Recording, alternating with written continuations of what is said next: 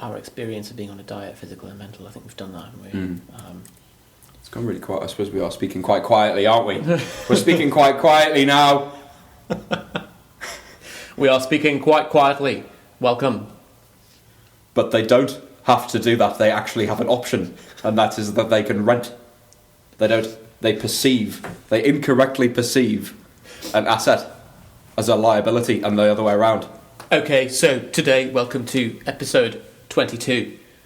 We're going to be talking about calculating your own beta. So you beta, get ready. When I was 16, I was already calculating my own beta. Beta than you. Beta safe than sorry. Anyway, I think we beta get started.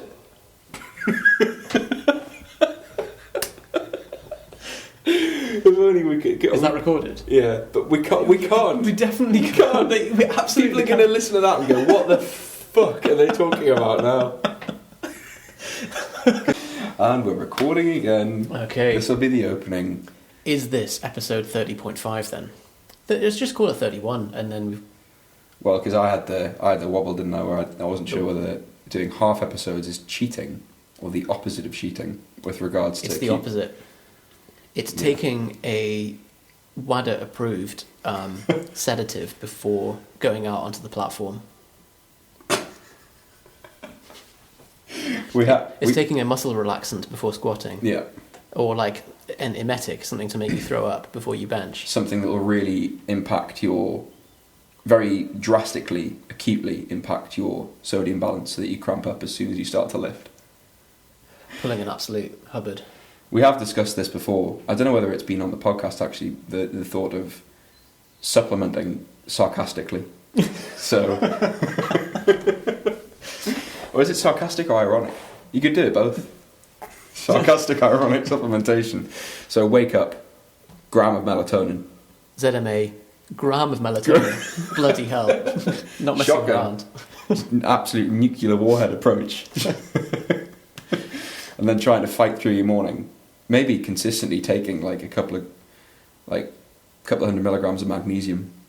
So then have magnesium before you train. Also just down 50 grams creatine, no water, just with a spoon, just spoon it into your mouth.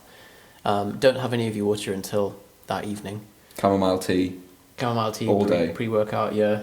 Well, no, pre-workout, that's when, but your evening routine, that's when things start getting pretty serious. So you start having, say, gram of caffeine, some Hemo Rage, a scoop of the Curse, angry music. Do warm up for a heavy single, but don't do the heavy single. Then try and go to sleep. Like listening to metal, getting really amped up for it. Really amped up, shouting, and then as soon as you wake up, gram of melatonin again. Just get things. It's important to keep the circadian rhythm in line. I imagine if you did that for a week, normal life thereafter would feel amazing because you're just simple, not an uphill struggle anymore. Ben Torme, who used to write for Propane, he wrote a tweet the other day which I quite enjoyed. It was if you think that nutrient timing is a myth, then try having all of your protein in the morning, all of your carbs for afternoon tea, and then all of your fat at night, and tell me how that works out. The only meal that would be an issue, in my opinion, is the fat meal. All your fat in one go. You'd feel pretty... I more mean the practical side of it. So I think all the protein in one go, like you could just cook up a big dish of... meats, egg whites, low-fat dairy, whey. Like, it'd be okay. Like, it wouldn't be the nicest thing in the world, but it'd be okay. Lunchtime, carbs, Haribo, sugar, honey, syrups, jams. I have 100% carb meals occasionally. All the time, yeah. It's what you do when it comes to the evening. Like, you're just going to drink cream, whipped cream. So... If you guys have not seen Furious Pete on YouTube, I'd recommend checking him out. He eats butter. Yeah, he's a competitive eater, and he used to be anorexic and overcame it. He thinks that he's got some kind of issue with his appetite regulation, in that he can just keep eating and never feels full. So he put it to good use and became a competitive eater. And yeah, there's a video where he drinks 750 millilitres of olive oil He does it in about 2 minutes, like without any breaks. Eats a pound of butter. He does all sorts. He's got a video on overcoming testicular cancer. I don't know if you've seen that. Yeah. But very moving. I really lowered the tone there, but yeah. Aside from his channel is just an absolute emotional whirlwind, to be honest. So I would be careful how long you spend on there. In fact, he's the best one to get ideas of how to ruin your nutrient timing. If you he has a tub of whey in one go. Does he? It's a kilo tub of peanut butter flavored whey, and he mixes it into a bowl just with a little bit of water, so it's like a paste, and just eats that wearing a t-shirt with the nipples cut out of the t-shirt. I think he eats 2 loaves of cinnamon toast with like 24 eggs dipped in it. He's got a very unique way of viewing life, hasn't he? Because I remember what he said on the end of the cancer video was that when a lot of people have these situations happen, these illnesses, and they come out the other side and they're okay, and their life continues, they have this fresh view on life that they need to, quite often people quit their job and go travelling, and he was like, yeah, I'm doing exactly what I want to do. And that's cool. That is cool, but when you consider what that actually is for... when it's eating 2 loaves of cinnamon toast with your nipples cut out your t-shirt... if that's what you like doing, then great. Yeah, each to their own, but if you think, you Sunday night, you sit down, you plan your week, Monday morning, right, I need to get some work done, what do I need to do? Record a video for my channel. Okay, right, I need to eat 2 loaves of cinnamon toast by midday. Have I got 2 dozen eggs? Yep, great. Check. But day, ruined. As soon as you've done that, how do you function beyond the 2 loaves of cinnamon toast? How do you plan your macros for the rest of the day? Rest of the week? Yeah. Considering that he has a 500-pound deadlift, he's a strong guy. I think 600 more than or that. 660. He's a serious lifter. Yeah. You would expect that if you eat chowing down that much food, but that's true. Just reaping the gains. Yeah. He said the after effects of the olive oil for the next 3 days he was just pooing columns. Columns. Yeah. Don't we know someone that went to hospital for olive oil? A pint of olive oil and stomach pump. Yeah, that's familiar. I think someone we went to school with. I think it might be Benny. No. I don't know if it was Benny. I don't know. Benny may sound like a completely unrelated thing, but the music that you hear at the start of this podcast, that's Benny. So that's why I mentioned it. But yeah, we know somebody who was, I think, rushed to hospital because they drank a pint of olive oil. So Furious Pete is dicing with death, really. Oh. But hard to do. To dice with death? Well, to drink that much olive oil. I think the most I've drunk is 200 millilitres, and that was when I was... That's insane. Yeah, and it makes you feel awful. I think I used to have occasionally a teaspoon back when I was a bro. I used to have a teaspoon to hit my fats. Because it's physically impossible to get fat if it's from healthy food sources, isn't it? So, as long as it's healthy fats. Yeah, that's it. Healthy, wholesome fats. Avocado. So, today... Podcast. Let's do the podcast. Yeah. We were going to discuss... so, last episode we discussed drugs, Maria Sharapova, Jesse Norris, and what caused them to get bans from WADA. And we're just going to talk today about why we compete in drug-tested federations, why we are drug-free, and why we plan to be for the foreseeable future. So... I love how... Yusuf was making eye contact with me there that looked like he was just confirming that I now are planning. And we're planning to stay, Johnny, we're planning to stay drug-free. Well, yeah, so for those of you who followed us for a while, you'll know that we both compete in the GBPF, which is part of the IPF, and that is, I believe, the strictest drug testing in powerlifting. I know the BDFPA are pretty on it as well, but yeah, the IPF are getting more and more strict as time goes by. So to do international competitions, I had to sign a form that said that they could arrive at my house with no notice and make me wee in a cup, as what happened to Yusuf for the last competition. Luckily, it wasn't at my house. You'd be quite annoyed, like if you're busy doing whatever. And you have to stop what you're doing. Because you'd seem guilty as well, wouldn't you? You're like, oh no, I need to go out. Like, no, you need to wee in this cup. Yeah. It makes you seem I mean, I was there when Yusuf got drugs tested last time, and there's a guy walking around. It's quite good in a way. Like, they take it quite seriously. There's somebody walking around with a clipboard who is clearly doing an up and down. Who's natty, who's not natty.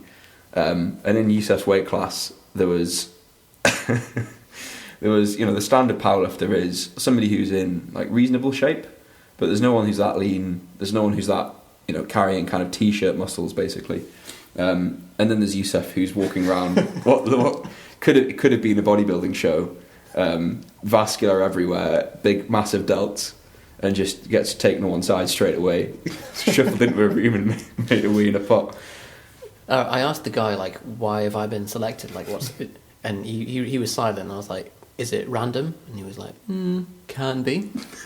but no, it's because I think you're on drugs. I think it's just part of the being in that population. If Yusuf was in in the lineup for a physique show, where that was kind of the norm to be that lean and have that kind of proportion, then it would probably be fine. But so yeah, we just wanted to talk about why we made that decision and why we aren't competing in other federations that allow kind of anything you want really to throw into the mix to allow maximum performance. And it's a much wider topic, whether to not take drugs.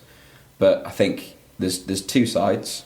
One is the obvious medical health risks that drugs carry, and then the second one is the psychological side that for me is ironically more convincing. I just think because you don't experience the health benefits of of drugs.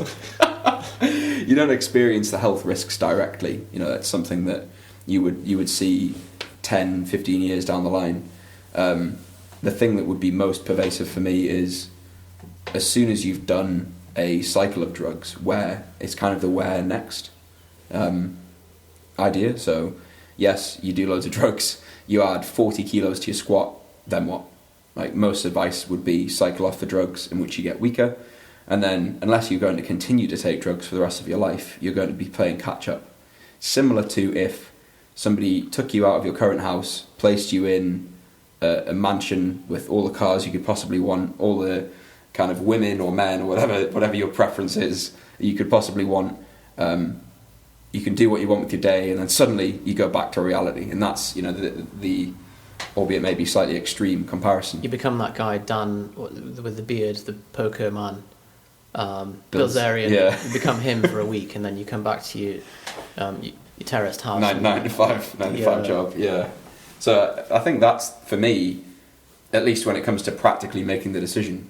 Obviously, there are health risks, significant health risks with it, but yeah, I mean, spending your entire life, the rest of your life, chasing something that you achieved when you took drugs, or continuing to take drugs to maintain that level, neither of them are desirable for me whatsoever.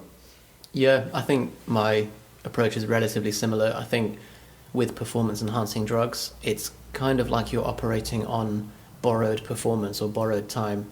And this goes for physical or mental ones. I think some of these study drugs that seem to be coming out and are a little bit still in their new infant phases, and we don't know how safe they are. You may just be operating on borrowed mental capacity, and then you have to pay it back at some point when you've given yourself a artificial surge of neurotransmitters or whatever, and then later on you're paying the price. So there's that.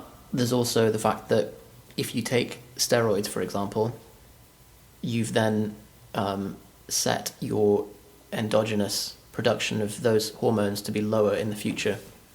So it's to do with whether you think that that's worth it for you. It might only be, say, a 5% reduction over time. Yes, there are benefits to, if someone takes steroids, they can actually increase the satellite cell density in their muscles, which means that the amount of muscle that they can carry, even once they're off the drugs, later on, even years later, is higher. But for me, the reason for not being on drugs is, health and medical reasons. I don't think it's worth it. I don't particularly fancy being 100 kilos lean. I think it would have diminishing returns.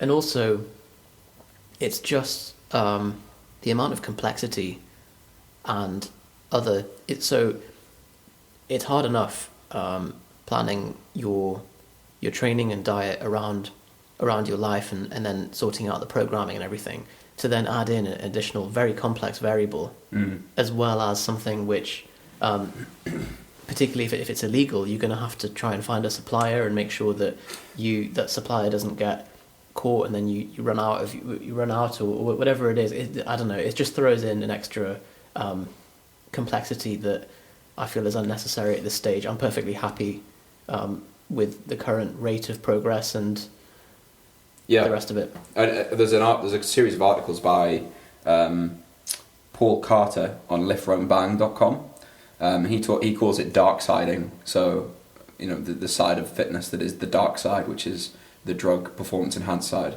And I don't think the article series is necessarily intended as a confession, but take from it what you want. But he talks about having to learn an entirely new language when you start taking drugs, basically. I think, as Yusuf says, I think feasibly you're looking at 10, 15 years to get to the point where, with diet and normal training, you could say pretty comfortably, I think I know quite well how I respond to certain setups, what I need to do to progress. I have a detailed knowledge of programming, nutritional setup, etc. And even then, I think we've both been training 7-8 years, something like that. It's probably pushing 10 years now. Is it, if you include like the bogged down phase? Yeah. So I think we both consider ourselves to still be learning very much. We spent 4 hours at a seminar by Boris Shako the other week, and we're both kind of very much humbled with how poorly we understand programming. So there's planning that around your life, there's forming habits to fit these in, sort of install this software into your day-to-day existence, and then throw into that you also need to manage drug cycles, injections, post-cycle therapy, setting up your cycle for the rest of your life, and managing your own hormonal environment as well. Just, it seems not desirable, in my opinion. But and if you were to start looking on forums for how to set up a steroid cycle, you've got these people that are chemists, and they're arguing violently over like, oh no, that's completely wrong, and this is it. And it just, to me, it just looks like a whole bunch of bro science that people don't really know what they're doing.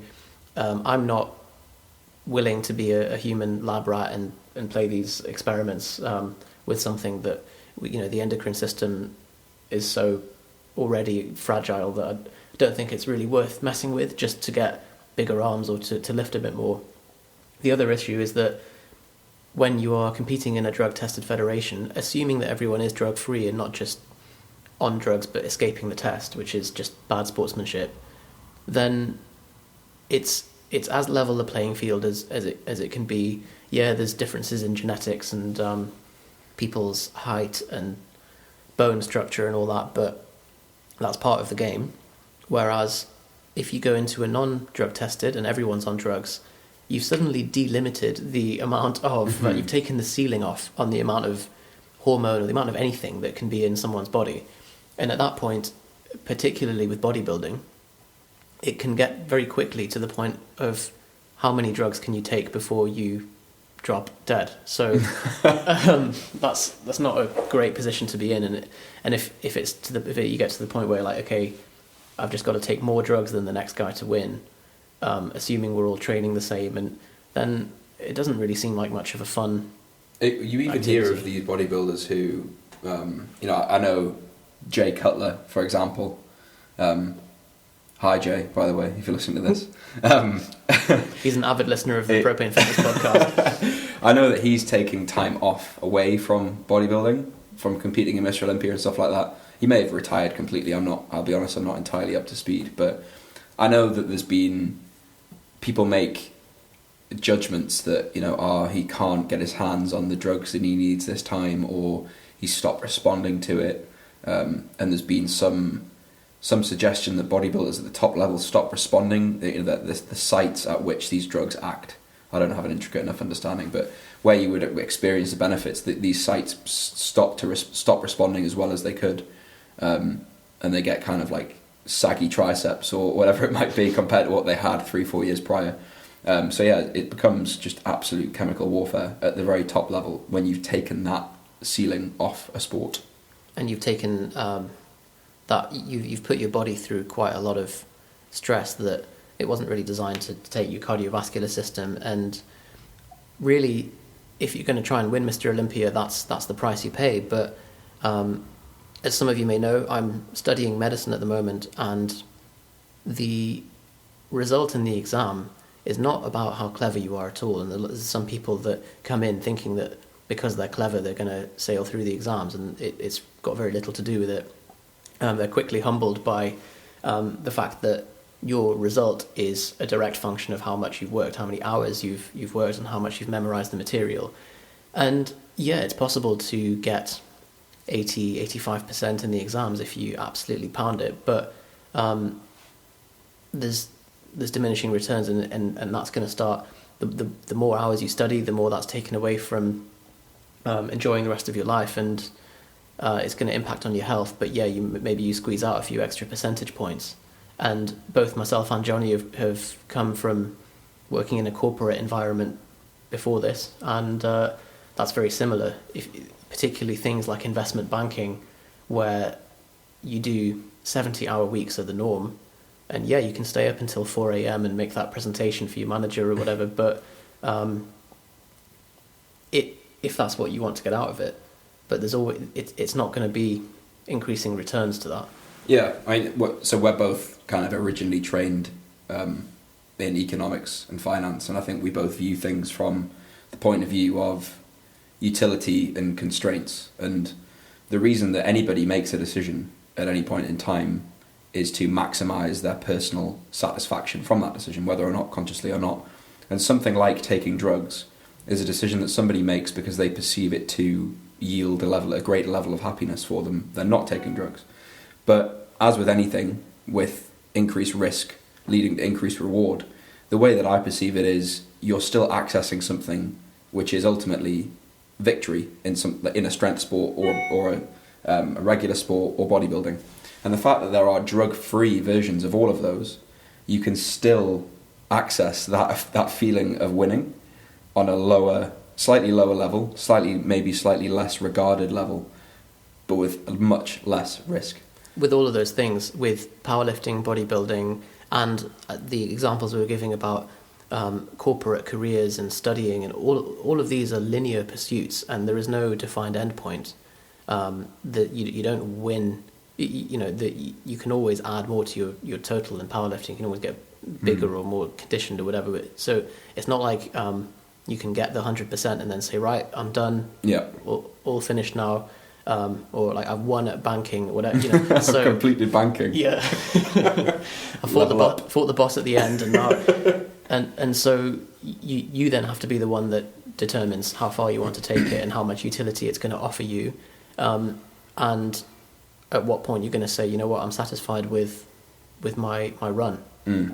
I think the example that I always give, so we've both had clients in the past who have considered drugs. I think it's normal if you get into this in this industry, into this world. You start competing, you think you've got a talent for it, and you believe that with further pursuit you may be able to take this further. The idea of, well, should I go down the enhanced route and try to take it to world record level?